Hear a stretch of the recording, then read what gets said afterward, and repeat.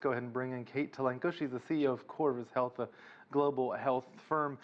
Kate, sticking with Donald Trump and his campaign there, they say they will not reconsider rallies. Since they're going ahead with those, what do you think they should do to at least minimize the chance of spread? Well, I think we'll see a lot more of the local health agencies trying to impose new rules at campaign rallies, try to get people to wear masks, have temperature checks, and respect social distancing. And hopefully the Trump campaign will go along with that as well, because there is a concern that these indoor events is what is causing the spread of COVID. You know, it was thought that perhaps some of the Black Lives Matter protests were driving outbreaks, but as we do contact tracing, we're finding out outbreaks are actually not linked to outdoor events such as the protests. They're linked to indoor events such as people being in bars, restaurants, parties, and you could imagine that rallies would cause such spread as well. We're seeing a number of cases report a sharp uptick, a number of states. What are the factors that are contributing to that? You mentioned some of the indoor activities that people are participating in, but a lot of these states opened up their beaches, for example, early on. Yeah, we haven't really seen any outbreaks related to beaches. We know that Miami is closing its beaches for the 4th of July holiday in an abundance of concern over not causing spread over the holiday. But it does seem to be mainly connected with the indoor events. So we heard Toby there mention New York's policy, joined by New Jersey and Connecticut, the tri-state area, putting in place a 14-day quarantine rule for anyone coming from states with high rates.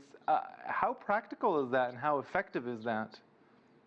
I don't think it's meant to be practical. I think it's meant to send a strong message to the southern and western states that they need to clean up their act. They need to get their outbreaks under control. New York, New Jersey are very important states economically and very important states culturally. And I think that the residents of the states that are now sort of under this quarantine will really, push back against their elected leaders to say we need to get these outbreaks under control so we're not under these quarantines anymore.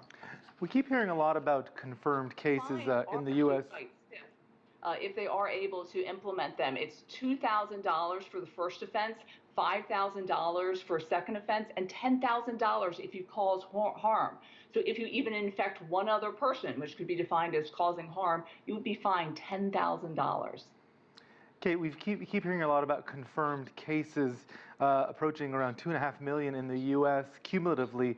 But what about hospitalizations? I mean, wouldn't that be a better indicator of how this virus is acting? Not necessarily how many people have contracted it, but how many people are actually going to hospital?